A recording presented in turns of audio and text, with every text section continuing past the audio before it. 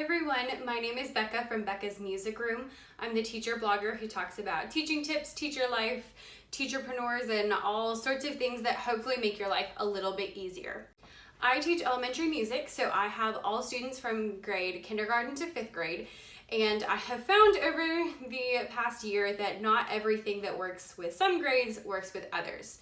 Specifically in 4th and 5th grade, I felt that I really needed to amp things up this year. So I have a new system for PBIS that I'm going to share with you because it's been working really wonderfully. If you find this video helpful or you would like to try this in your classroom, please like, share, and subscribe so that you don't miss any other content.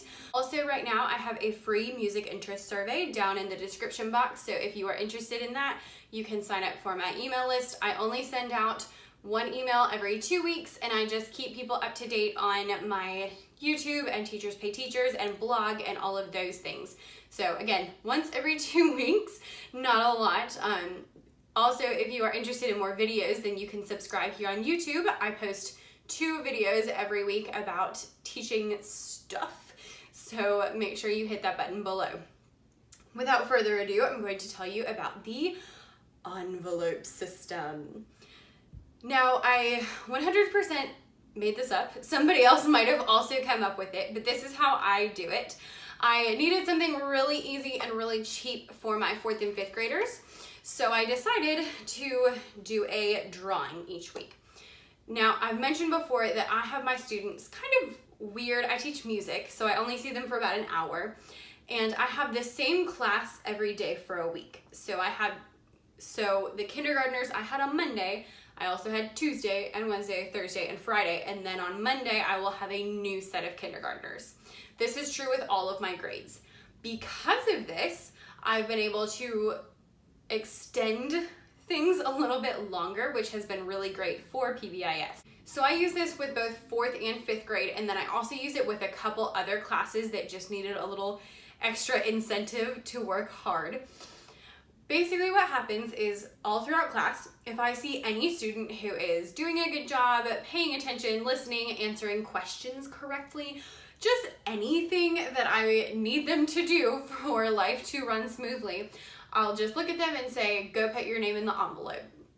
And I train them the first week on how to do this. So what they do is they walk up to the table in the front, and I have a little bucket. It's blue, but this is kind of the same thing.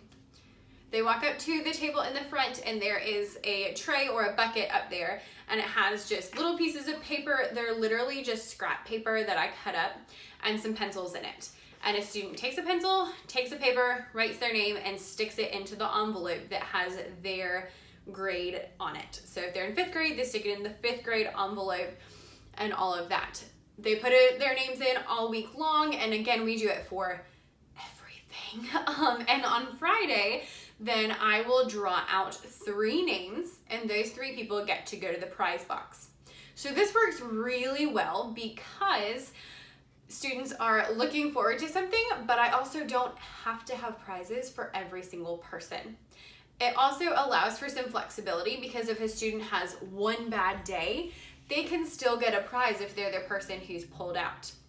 On the flip side, it also means that if they have one good day, sometimes they still get pulled out. And I will do that on Fridays.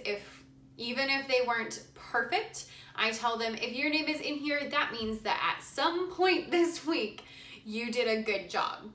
The only reason I would not give it to them is if something really severe would happen. So I have had students who had a really severe behavioral incident on Friday, and I did keep it from them. But 99% of the time, I will give it to them regardless, even if they weren't the absolute best on Friday. That kind of stinks for the kids who are good all the time, but I think it's also important that we do make a big deal about when our students are good, even if they're not good all of the time. So this serves a big purpose. I also like to do mystery students. Mystery people is when I get to pick who gets in there. So I walk over and I pick up some paper and I just write down names. I do this a lot during like workstations or in line when I don't want to disturb everyone, but I want to put some more names in there. And this is really good because you can tell students, you know, Miss Davis puts a lot of mystery names in there and you don't know who that is. So even if a child has not had the chance to go up and put their name in the envelope, their name might still be in there. And I tell them that. I'm like, your name might be in there. You don't know because I put mystery people in. And that kind of ups the ante and makes everyone feel involved. And it doesn't single out students who aren't doing a good job. Because that was one thing I ran into with other rewards, was the students who didn't get it would be so upset, even though they didn't earn it. So this way I can tell them, just because you didn't get it doesn't mean you weren't good. It just means you didn't get it this time and you might get it next time. I really hope that helps. Of course, you can adjust it for any way that would make it easier for you and your students. This has been working really great in my classroom, and I plan to continue it throughout the rest of the year. If this video was helpful, please subscribe and share so that we can help other people with it, and make sure you click the like button below so that I know that you enjoyed this video and to make some more like this. Have a wonderful week. Bye.